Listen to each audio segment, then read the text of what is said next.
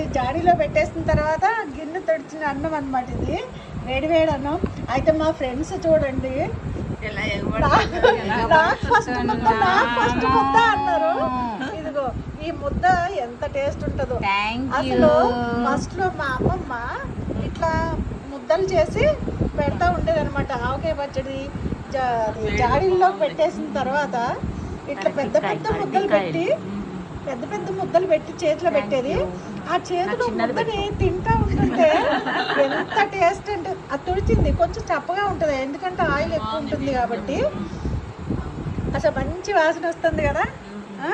మా ఫ్రెండ్స్ అందరు చూడండి ఇవాళ నాకు ఎట్లయినా సరే ఆవకాయ పచ్చడి పెట్టాలన్నారు. నేను వేడివేడిగా అన్నం చేసి ఆవకాయ పచ్చడి ఆ గిన్నెలో తుడిచి పట్టుకొచ్చాను.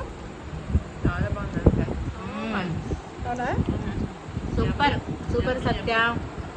అసలు ఈ ముద్దే రుచి తెలుసా. మనం రోజు వేసుకున్న దానికంటే ఈ ముద్ద టేస్ట్ అనమాట. అదే కానీ ఇది మన ట్రెడిషన్ అనమాట. ఇలా లాస్ట్కి పెట్టుకొని అందరు ముద్దలు. అవును కదా. ఇలా అది ఇంకా ఫస్ట్ కలిపిన రోజు ఇంకా బాగుంటుంది. ఇవి అడిగి నాకు ముద్దలు పెట్టాను. అమ్మమ్మ ఆవకాయ పచ్చడి పెడితే ఇలా ముద్దలు పెట్టేది. ఇవాళ అమ్మమ్మని గుర్తు చేసుకున్నాను చూసారా. అసలు అమ్మని మర్చిపోలేము, ఆవకాయని మర్చిపోలేము అనేది బాగుంటుంది. అలాగే ఆవకాయ టేస్ట్ ఆవకాయ.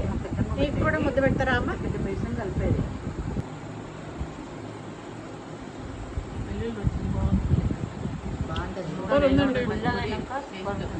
చాలా బాగుంది.